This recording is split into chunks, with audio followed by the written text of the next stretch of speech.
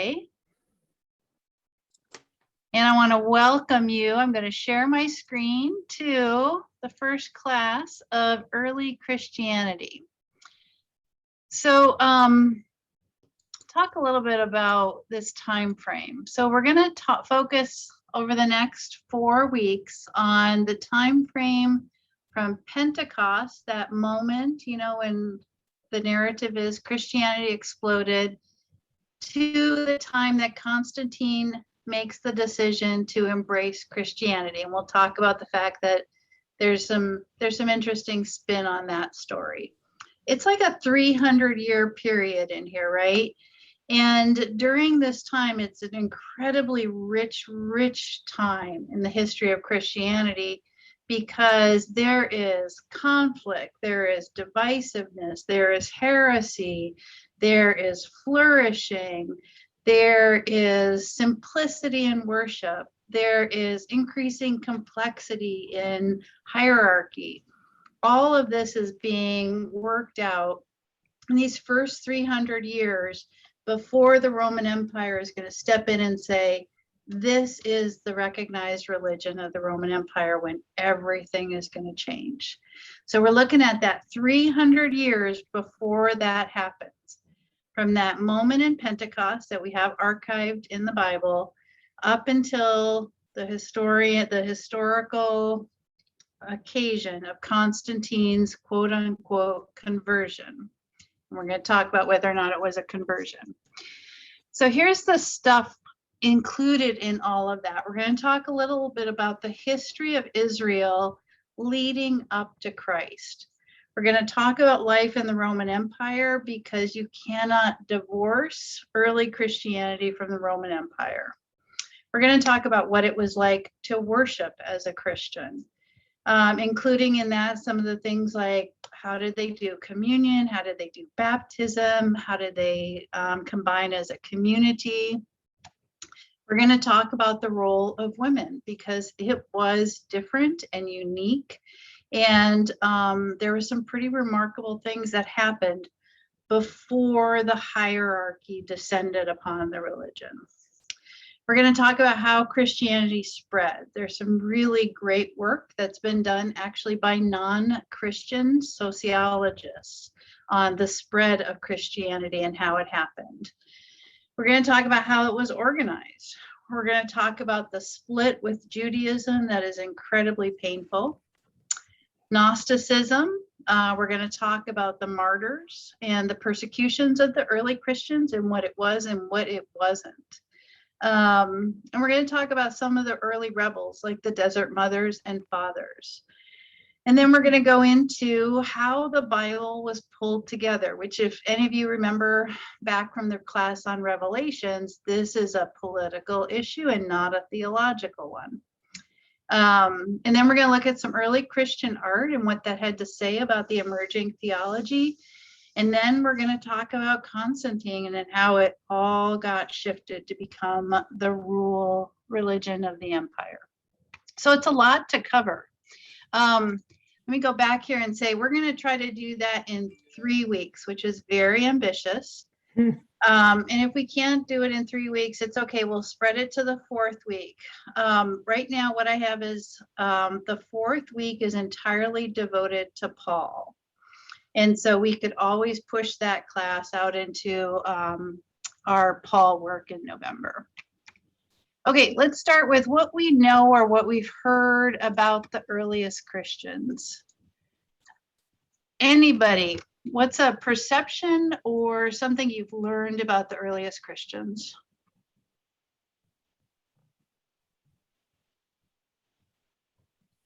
They spoke in gathered tongues. together in different places, in different cities or different places. In small groups, I think. Yes.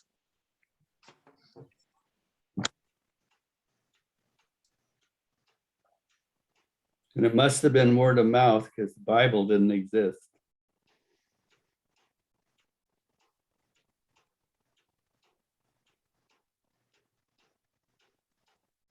Okay, what else? Well, I think Until Paul, they were Jews.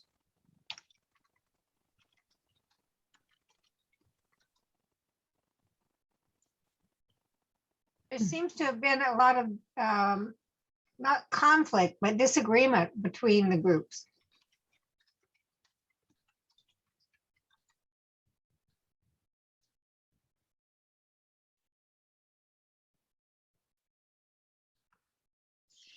At some point, they had to be in hiding.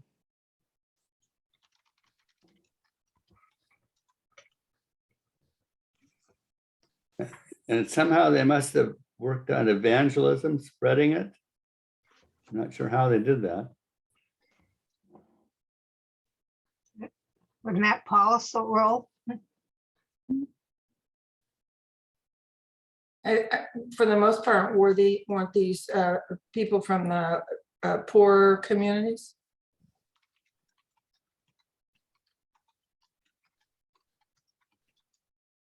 It developed in the period of Roman dominance.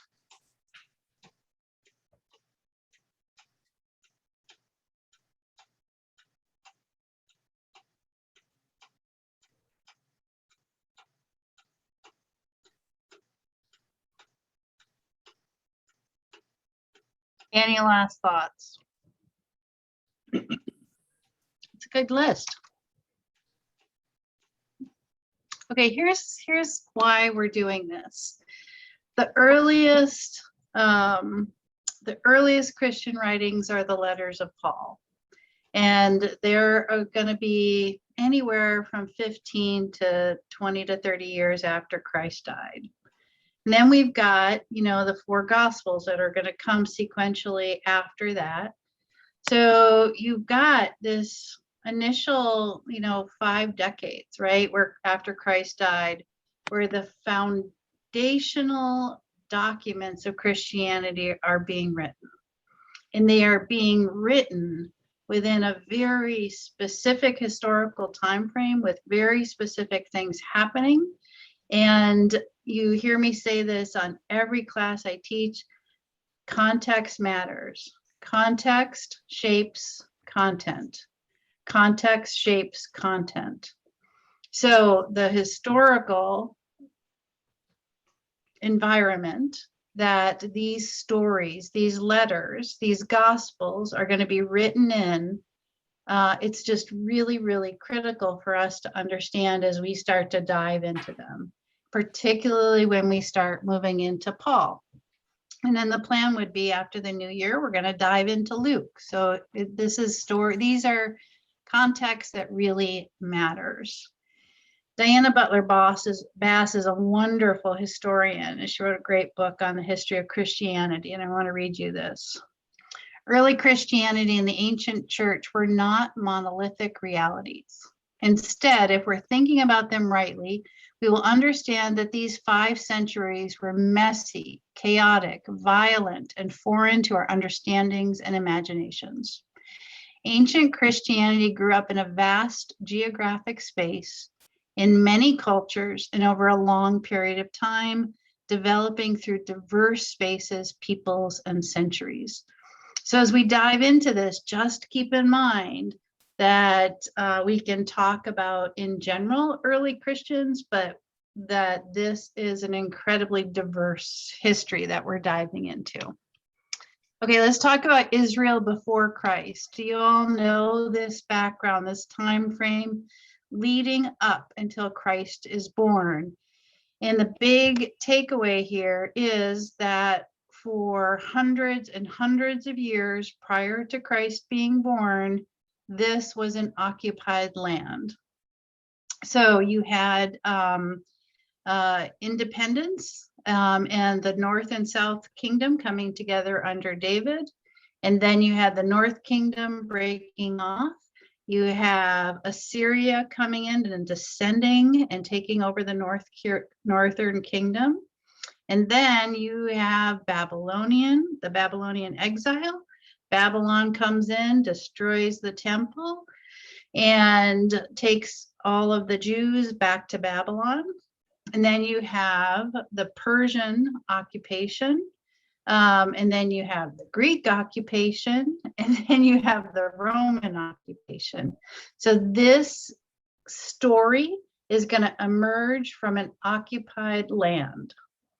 Okay, that's the biggest takeaway of understanding the history here. I kind of went through that. And so this gives you a sense, again, you've got that North and South Kingdom, an incredibly vulnerable geopolitical position. You've got Egypt to the left, and you've got all of the Assyrian and Babylonian and Persian communities to the right. And in the middle is this incredibly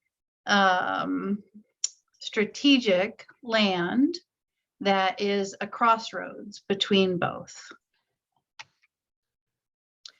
The Babylonian exile is a critical story in the Hebrew Bible. It shows up throughout all of the writings that exist within the Hebrew Bible.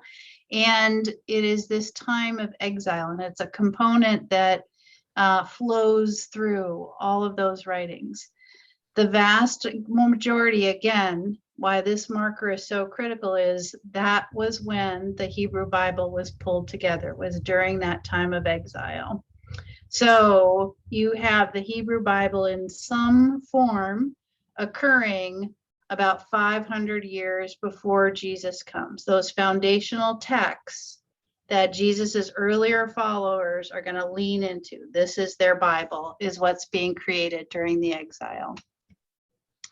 Post-exile, remember, they went back, they rebuilt, they had this time of relative peace, though they were an occupied nation under Persia. And then the Greeks come in and the Greeks take over. And after the Greeks, there's this time, a really small moment where they are self-ruled. And then that is going to end when Rome comes in. And that is the context for which our story kind of takes off from there. So Rome takes over in 63 BCE. So 60 years before Christ is born, Rome has occupied that land. Okay, at the time of Christ's birth, anywhere from 500,000 to 2 million Jews in Palestine at that time.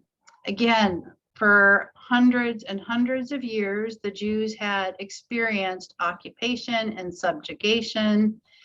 They were a defeated people at the time of Jesus's birth. They'd also been heavily influenced by all of the different foreign cultures that had occupied them. So Zoroastrian, remember we talked about Zoroastrian, what the Persians brought. Concepts of life after death, resurrection, days of judgment, good and evil, all came from that exposure to Zoroastrian from the Persians. And there were rejection and acceptance of some of these beliefs. There was also established communities of Jews throughout the wider Hellenistic and Roman world. So the Jews weren't just concentrated in Palestine, they were also spread out in the Hellenistic world, and that's going to be really critical as Christianity emerges. The critical thing at this point in time is that the Romans recognized Judaism as a religion. And this was really, really important because they were then exempted from the requirement in the Roman Empire of honoring the gods of the empire. So Jews had this exemption from this religious observation of the emperor and the empire. This religious exemption is going to be really critical in the divide that's going to happen between Jews and Christians. Jews had official recognition as a religion. So Bernie brought up life under Roman occupation, and that's a really critical piece of this story. So let's talk a little bit about the Roman Empire. Very diverse set of societies. They were unrelated by language, economics, religions, or histories. They were all forced into unity by a brutal military overthrowing. So, right, so they did not come together for the common good. They were overtaken. The vast majority of people who lived under the Roman Empire resented or hated Roman rule, and very few of them received any of the benefits of the Roman Empire's social and economic structures. It was not democratic, it was not inclusive, it was ever-present horror for the vast majority who experienced it.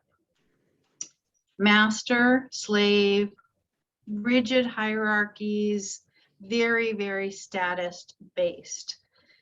The Roman Empire is considered the first totalitarian state in history, right? The first to try to extend absolute control through military rule and right over the vast population that they ran. I'll tell you, when I learned about the Roman Empire as a kid, that is not what I learned. And so I think we really have to rethink what we know about the Roman Empire. This gives you a sense of the extent of it. This is really a critical kind of picture to keep in mind, because this map is going to map the spread of early Christianity. Okay, so the Romans had occupied Judea for over 100 years, right, when Jesus died. Oppressive, economically exploitive. It maintained control through violence or the threat of violence. And in Roman culture, the Roman emperor was the divine God, Son of God, Lord, Savior of the world. Those were all of those terms. Caesar Augustus was the son of Apollo and a human mother. So this divine birth narrative is very common. It is understood as what happens for the ruler. And they had also been experiencing really, really severe taxation. So when Rome came in, they did a census to determine everybody and what they owed. And the taxes that were required on every individual were incredibly burdensome, and it drove them into really severe poverty. That's what Jesus was born into. Now, Jesus is born and dies in the first 30 years, right, of this century. All of this political turmoil, economic oppression builds and builds and builds and builds in Judea until the year 66, when the Jews revolt. And it wasn't just a political revolt or an economic revolt, it was also a religious revolt, a rejection against that Roman imperial theology. So the Roman legions who were up in Syria come down from the first revolt in the Galilee and then down into Jerusalem. And over the course of 4 years, basically make themselves like a giant blanket all the way down to Jerusalem, surrounding Jerusalem. In the year 70, they reconquered Jerusalem after a siege. They demolished the temple, and they changed Judaism forever, forever. At the time of that destruction, historians estimate hundreds of thousands of Jews were killed, and proportionally, it's probably the same proportion that died in the Holocaust. It was a horrific, horrific time in the life of Judaism. I'm going to just stop sharing, or I'm going to do something else. I want to show you a video clip. Oh, I have to stop for a second and make sure I share my audio. I want to show you a video clip about that revolt and the destruction of Jerusalem, because I think this is really critical to have in the back of your mind, because this is the background context upon which all 4 Gospels are going to be written. prisoner of war who defected to the Roman side, the Jewish historian Josephus personally witnessed the sack of Jerusalem. Josephus describes walking around the walls of Jerusalem and pleading with people on the inside to give up rather than go through the suffering and agony that would come from a long, protracted siege. For 2 years, then, Jerusalem was under siege. Starvation, disease, murder were the order of the day. The loss of life must have been catastrophic to the Jewish population as a whole. By the month of August in the year 70, the fate of Jerusalem was a foregone conclusion. The Roman armies were massed. They were ready to break through. Everyone knew it. It was just a matter of when. But they were going to fight to the death, and many of them did die. So on that fateful morning when they broke through, Josephus describes the events of them breaking through the walls, the Roman soldiers running through the streets, going into every house. Pouring into the alleys, sword in hand, they massacred indiscriminately all whom they met, and burned the houses of all who had taken refuge within, running everyone through who fell in their way. They clogged the alleys with corpses, and drowned the whole city in blood. The dead bodies of natives and aliens, of priests and laity, were mingled in a mass, and the blood of all manner of corpses formed pools in the courts of God. It's a pretty awful slaughter. And we have lots of evidence of it now, between the artifacts that one finds of the first revolt that are scattered throughout this layer of the archaeological record, arrowheads, spears, other kinds of indications of pretty serious hand-to-hand combat at all parts of the city. Towards evening, they ceased the slaughter. But as night fell, the fire gained the mastery, and the dawn broke in flames upon Jerusalem. One of the most recent and poignant examples of this comes from the archaeology, something called the burnt house, which actually shows us one of the houses that apparently was burned during this.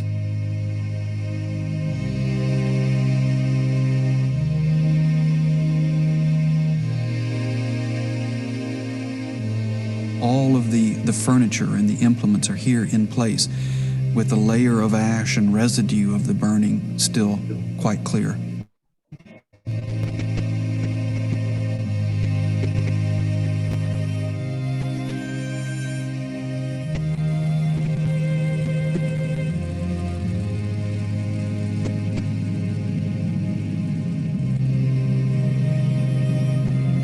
The Romans set the temple on fire.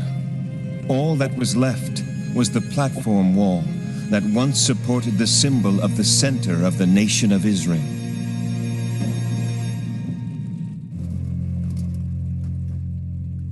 Roman troops sacked the temple and carried off the sacred symbols of Judaism. Jerusalem, the sacred city, the temple, the center of piety and identity, is gone.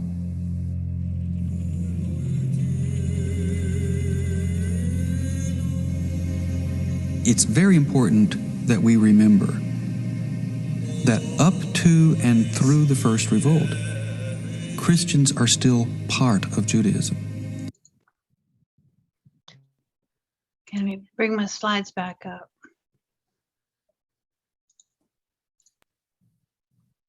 Let me stop sharing for a second. The reason, again, I want to stress it's so critical to maintain kind of a recollection of that story of first the revolt. Why did they revolt? Severe economic repression, religious oppression, a totalitarian government. They revolt, and they are absolutely crushed and destroyed by this totalitarian empire of what happens in the year 70. So first of all, that was the voice of Josephus, who is the primary historian. He's a Roman historian. So a non-Christian voice archiving this story of basically early Christianity and the destruction of the Jewish temple. And Josephus you're going to hear about him more as we go on. But this experience of the destruction of the temple, the slaughter that happens, is the foundation upon which is going to provide the context for all 4 of those gospels to be written.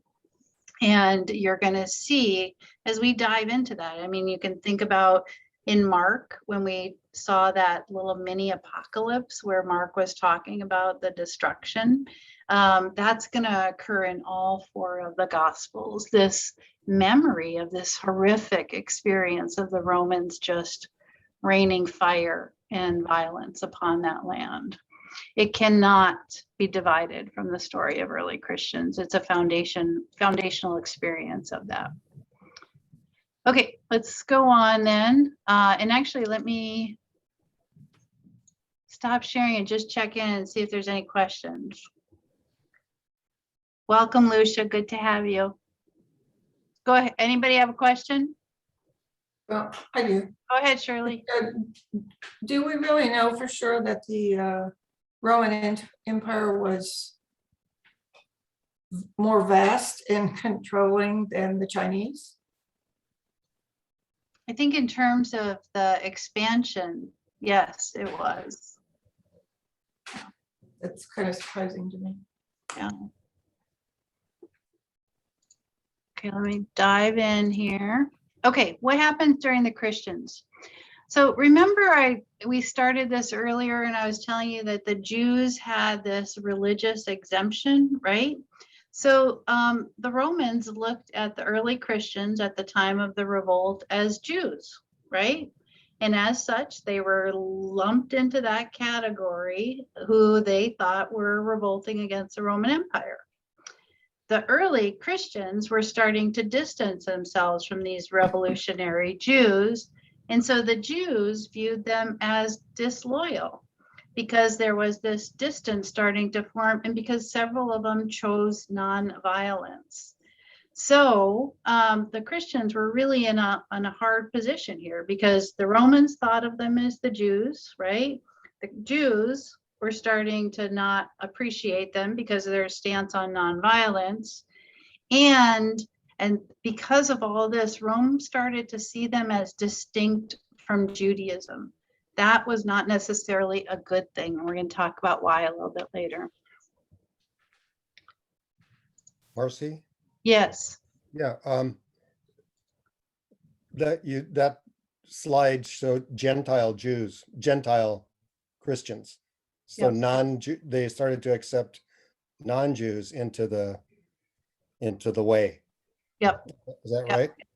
Yep. We're going to talk about kind of that timing of when early Christianity was Jewish, when it was merged and intertwined, and when it started to split. When did they begin to see themselves as other than Jews?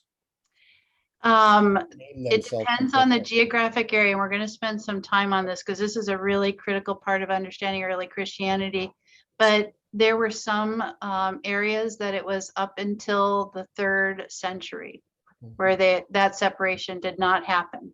And in some, the separation happened in the 1st century. Thank you. All over the map. So Marci, the Romans were actually, they weren't fighting Judaism. They were fighting for the land. Is that it? They wanted to acquire the territory rather than to conquer a religion. Correct. It was Judea was an incredibly and it still is an incredibly geopolitically strategic piece of land. There is no accident that this land has been fought over for thousands of years. It's a very strategic location. I think they would have preferred that there was no religion there. It would have been a little easier probably. Okay, again, why are we doing this? Context shakes content. Okay, let's talk about Jesus pre and post. This is a concept of Marcus Borg that I really appreciate. And he describes Jesus as the pre-Easter Jesus and the post-Easter Jesus. Pre-Easter Jesus, a mystic, a healer, a teacher, a social prophet, a movement starter, very much in the tradition of the Jewish Bible. The post-Easter Jesus is who we understand Jesus to be around this concept of Messiah and Lord. That's who we meet in the New Testaments. So there's a pre-Jesus, a pre-Easter Christ and a post-Easter Christ. Who we meet in the New Testaments is the post-Easter Christ. What do we know about Jesus? He was born sometime prior to 4 BCE during Herod's reign. His hometown was understood to be Nazareth. The narrative tells us he was a carpenter. A lot of scholars now disagree on whether that meant that he was an ordinary rural peasant or a member of a higher social class. There's some dissension on this. He spoke Aramaic and maybe some Greek. He was probably a follower of John prior to starting his own ministry. His public ministry may have been less than a year. And we know from non-Christian historical sources that he was executed by Pontius Pilate sometime between 26 and 36, sometime near Passover. That's what we know historically about Jesus. And there's a lot of work on understanding the historical Jesus. That's the pre-Easter Christ. We know that he was a real figure in first century Judean history. We have that validated from non-Christian sources. There are no sources from Jesus himself, so there are no remaining writings from Jesus. All sources about Jesus come decades after his death. And after his death, his followers started to reflect on his life, about what happened to him and why.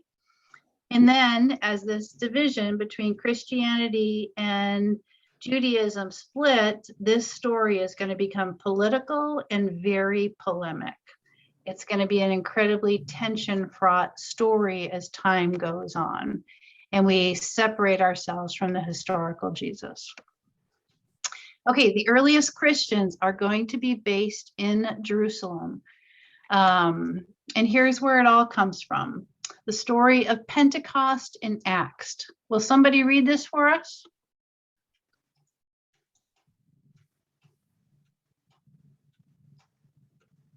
I will. Thanks, Diane. When the day of Pentecost came, all the believers gathered in one place.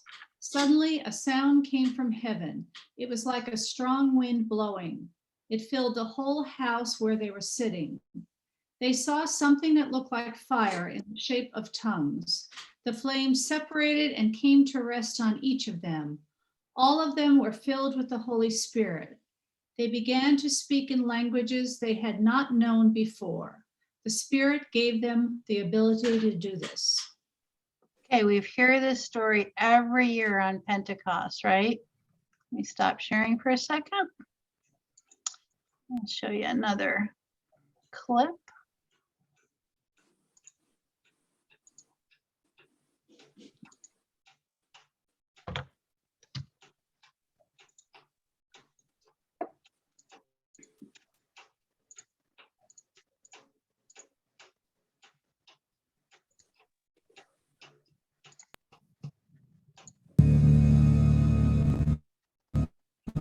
According to the book of Acts, Christianity began at a single place, at a single moment in time.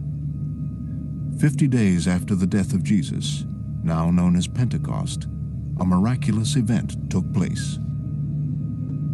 And suddenly from heaven there came a sound like the rush of a violent wind, and it filled the entire house where they were sitting. Divided tongues as of fire appeared among them, and a tongue rested on each of them.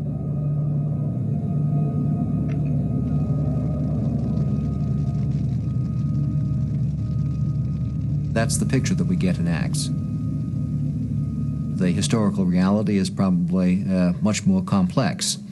And the Christian movement probably began not from a single center, but from many different centers, where different groups of disciples of Jesus gathered and tried to make sense of what they had experienced with him and what had happened to him at the end of his public ministry. The Acts account of early Christianity presents a very cogent, coherent image of earliest Christianity, when in fact, the more we find out about early Christianity, the more wildly variegated a phenomenon it appears to be.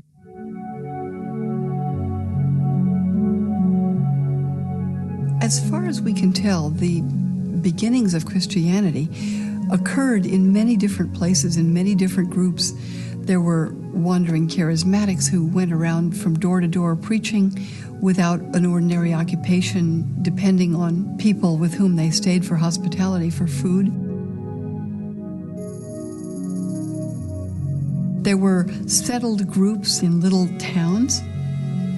There were radical groups trying to give up ordinary occupations and family life, following the teachings of Jesus. It must have been an amazing mixture, amazingly diverse range. It is clear from the very beginning of Christianity that there are different ways of interpreting the fundamental message. There are different kinds of practice. There are arguments over how Jewish are we to be, how Greek are we to be, how do we adapt to the surrounding culture, what is the real meaning of the death of Jesus? How important is the death of Jesus? Maybe it's the sayings of Jesus that are really the important thing, and not his death, and not his resurrection.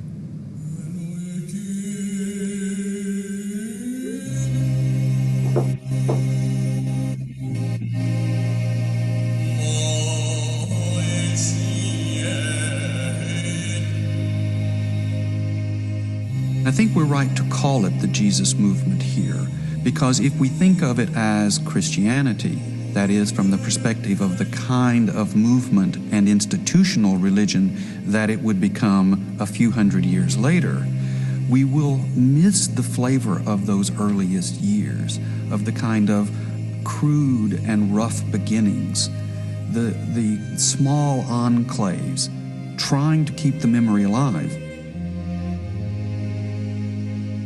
We're hampered by our vocabulary. We know that this group will eventually form a Gentile community and they'll be known as Christians. But this group didn't think that. This group expected Jesus to return and establish the kingdom of God. He is a Jewish Messiah. They are followers of a Jewish apocalyptic tradition. They are expecting the coming of the kingdom of God on earth. It's a Jewish movement.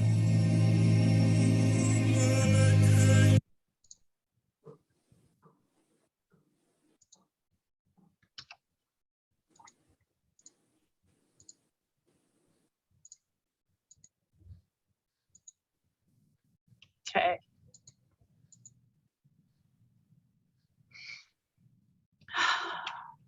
Okay, earliest Jewish communities. At the time that all those four Gospels were written, so end of the first century, there's only like 7,500 of them. It's really hard to know when to start calling them Christians and separate from Judaism. So in the video, they talk about this. One, this is a diverse, eclectic kind of gathering happening in lots of different ways. And people are trying to make sense of this man's teaching and his ministry. And it's occurring in lots of different ways. Jesus and his followers thought of themselves as doing something within Judaism. So they thought of themselves as Jew. Paul thought of himself as a Jew, and we'll talk about this when we get to Paul. Paul is solidly a Jew. The term Christianity does not occur in the New Testament anywhere. Not in Paul's letters, not in Acts, these stories of the earliest Christians, it's not there. So calling these earliest followers, Jesus followers, and we'll talk about some of the different names that come up later, is most appropriate. So they were Jews. The main difference between them and the rest of Judaism was they believed the Messiah had come, that Jesus was that Messiah. And that's where that name Christ, the Anointed One, came. Jews who didn't believe this, which were the vast majority of the Jews, viewed this group over here as heretics within Judaism. So this is really, really critical whenever we start reading anything in the New Testament. We understand it best when we understand it in this context of first century Judaism. It is a way of being Jewish. This is a really, really critical component that I wish was the foundation of all learning as we dive into these writings. They're all written as a way of being Jewish. Okay, earliest Christian communities and leadership occurred in Jerusalem under the leadership of Peter and James. We know this from the Acts of the Apostles. There was a lot of conflict, and this came up in one of your, somebody brought this up as one of their recollections of the earliest Christians. There was conflict over who got in. And this is going to be something we're going to spend some more time on. I don't know if it's a human thing, this concept of who gets in and who doesn't get in, but this was a painful one. And we're going to really encounter it solidly when we go into Paul's letters, because Paul is going to be of the mindset, throw down the gates, let them all in. That's what Christ wanted. The leadership in Jerusalem is going to say, no, here are the gates. And that tension between Paul and this Jerusalem leadership is going to be really critical. And it's going to be over how wide the gates should be. So in the earliest days, the dissemination of the message happened through the synagogue. So remember earlier on, I was telling you about that we had this centering of the Jews in Jerusalem, but we also had them throughout the Hellenistic world. Communities of Jews all over. It is those communities of Jews where you're going to start to see these Jews who believe Jesus was the Messiah start to spread their messages. In most synagogues, you had hanger-oners, people who were Gentiles, and they were called God-fearers. And they may not keep the kosher rules. They weren't circumcised. They hadn't converted to Judaism, but they were extremely attracted to the theological messages of Judaism. So in all of these synagogues, you had the Jewish population, you had some small sects of the Jews who believed Jesus was the Messiah, and you had some of these God-fearers, the Gentiles, the hanger-oners, who were populating those synagogues. That's going to be the rich kind of ground upon which this message is going to spread. So almost all of this sect of individuals, Jewish, who believed Jesus was the Messiah, they continued to live as devout Orthodox Jews. So they did not change any of their dietary habits, any of their worship habits. In the earliest ones, these types of communities, they forego private property. So they would share their goods equally. And they were apocalyptic. They dedicated their lives to the last days. They had a disdain for riches. Again, they're holding their possessions in common. And they were using their possessions to care for the poor. So this is even the wealthiest among them. They were obliged to sell their property and assist the poorer members of the community. Loyalty to this group was really highly valued, more so than family ties. And if you can think about some of the writings in the Gospels about family and what's more important than family, you can think about how that was lived out in these early Christian communities.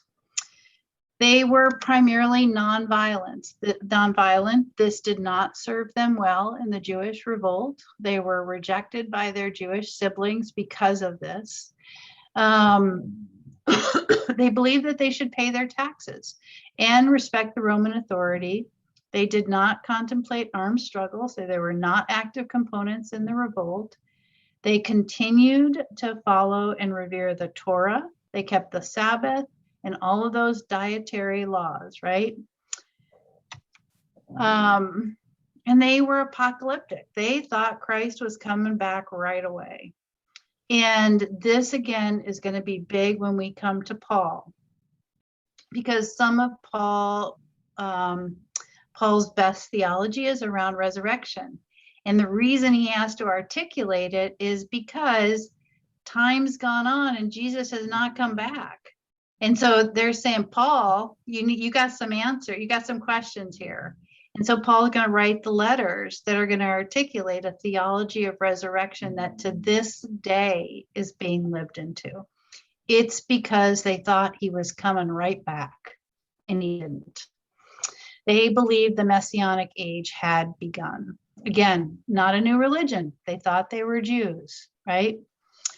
Okay, this is the earliest story. This story is going to be quickly overshadowed by the Gentiles.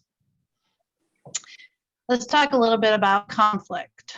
So this is going to be a key thing in Paul's letters. You're going to hear a lot of conflict in Paul's letters. And it's conflict between Paul and these earliest leaders. Let me go ahead and stop. Go ahead, Marilee. Did you have a question? Well, if they were not nonviolent, what happened to them at the 70? Were they in Jerusalem getting destroyed also? Some were killed. A lot had left Jerusalem before the siege. Okay. Oh, yeah. So that's why they survived. So, okay. Yeah. Thank you. But again, by that point in time, if you think back to the video, it had been popping up in lots of different places. So it wasn't contingent on Jerusalem, but a lot of them had left Jerusalem. Marci? Oh, go ahead, Dan. So James and Peter are the ones that were alive during Christ's life? They believe, I think most scholars would tell you that Peter is the Peter that's talked about in the New Testament, not in a flattering way. And James is the brother of James, or the brother of Jesus. Okay. Yeah. Who witnessed his ministry then? Correct. Go ahead, Liz. It sounds as if Paul was very conflicted if he always considered himself a Jew, but was happy to welcome in all these other people. Was he insisting that then they become Jewish by circumcision and all these other things? No, not at all. Paul believes that's the beauty of Christ's message. Everybody gets in, and it's a Jewish message.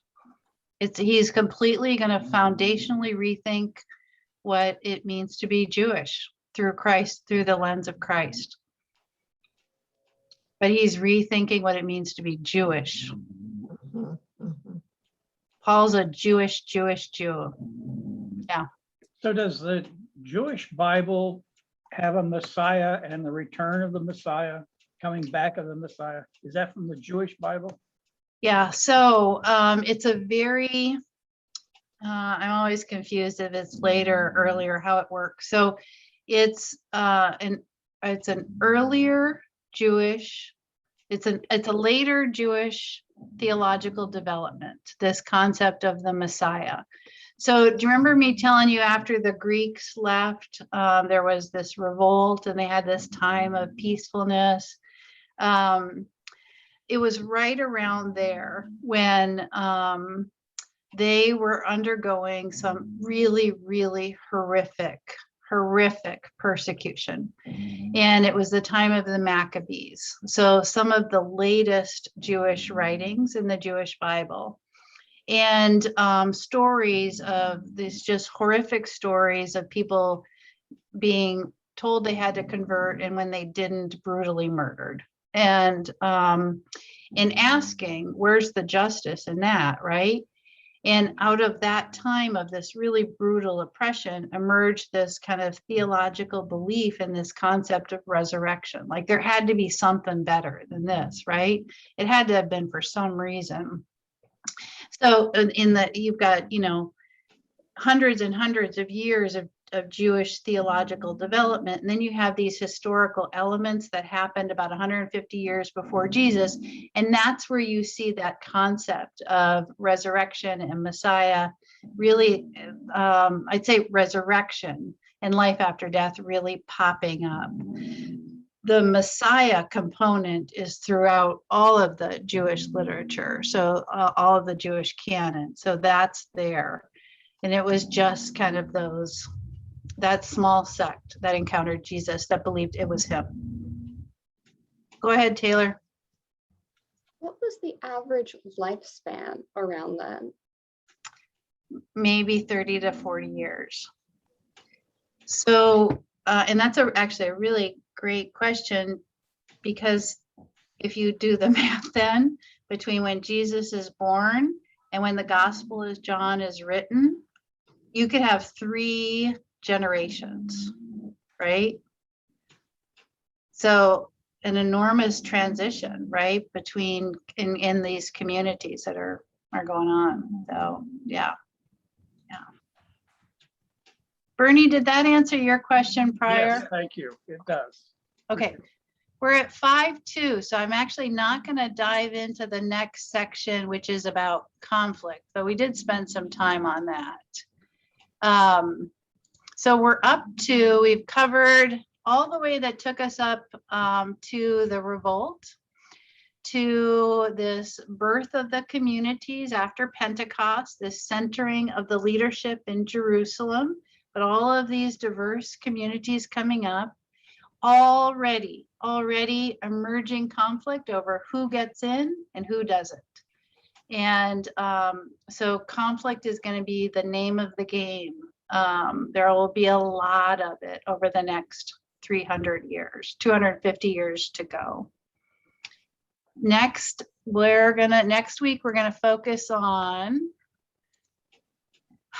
moving the message out of Jerusalem and why Christianity blossomed in the urban centers. We're going to talk about why they were called followers of the way and what that was.